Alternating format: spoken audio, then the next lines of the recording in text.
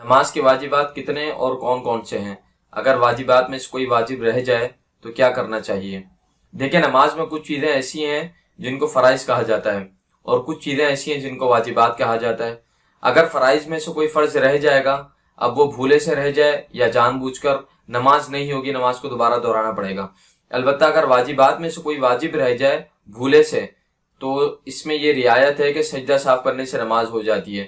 البتہ اگر واجب جان بوجھ کر چھوڑ دیا تو نماز نہیں ہوگی۔ ہم واجبات کو شروع کرتے ہیں۔ سب سے پہلا واجب ہے سورۃ الفاتحہ کا پڑھنا۔ دوسرا واجب سورۃ الفاتحہ کے بعد کوئی سورت پڑھنا۔ اب آپ اس میں چاہیں تو 3 چھوٹی آیت پڑھ سکتے ہیں یا پھر کوئی ایک بڑی آیت پڑھ سکتے ہیں۔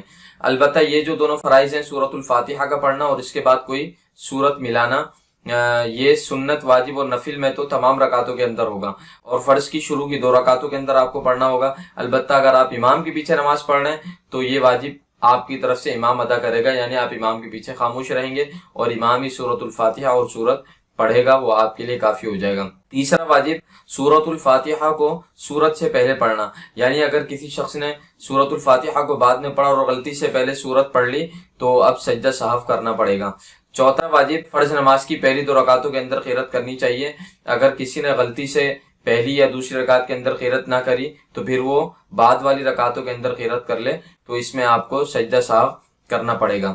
نمبر 5 قومہ کرنا، یعنی رکوع کرنے کے بعد سیدھا کھڑے ہو جانا۔ ایسا نہ ہو کہ آپ رکوع سے اٹھیں اور ڈائریکٹ سجدے میں چلے جائیں، یعنی کمر بھی سیدھی نہ ہو آپ کی، ایک لمحے کے لیے کمر کا سیدھا ہو جانا یہ واجب ہے۔ نمبر 6 جلسہ، یعنی دونوں سجدوں کے درمیان بیٹھنا، یعنی جب آپ ایک سجدے سے اٹھیں تو دوسرے سجدے میں جانے سے پہلے بیچ میں بیٹھنا، اس کو جلسہ کہا جاتا ہے، یہ بھی واجب ہے۔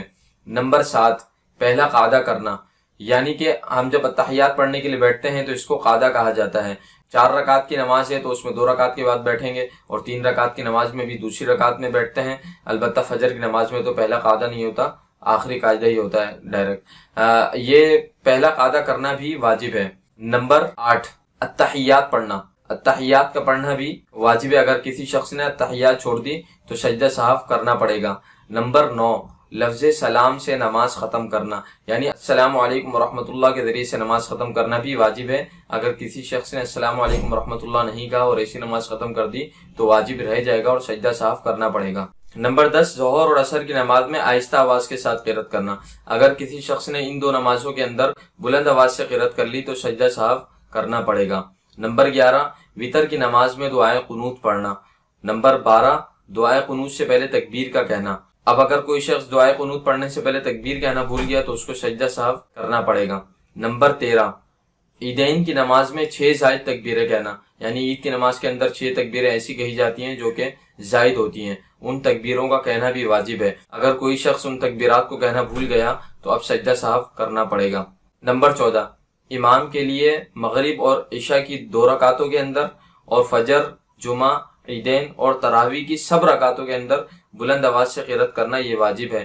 لہٰذا اگر امام ان میں سے کسی بھی رکعت کے اندر بلند آواز سے قرات کرنا بھول گیا تو سجدہ صاف کرنا پڑے گا۔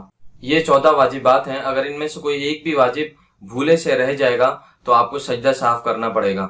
اب سجدہ صاف کیا چیز ہے تو یاد رکھیں، اگر کوئی واجب چھوٹ جائے غلطی سے، یا پھر فرض کے اندر تاخیر ہو جائے، یا پھر ایک فرض کو 2 بار ادا کر دیں تو سجدہ صاف کرنا پڑے گا۔ سجدہ صاف کیا ہے کہ نماز کے آخری رکعت میں جب آپ اتحیات پڑھ لیں تو سیدھی طرف ایک سلام پھیر کر 2 سجدے کریں، ہر دفعہ اللہ اکبر کہہ کر سجدے میں چلے جائیں اور پھر رک جائیں، اور پھر شروع سے اتحیات، درود شریف اور دعا پڑھ کر سلام پھیر لیں، تو نماز کے اندر جو غلطی ہوئی ہے اس کی تلافی ہو جائے گی۔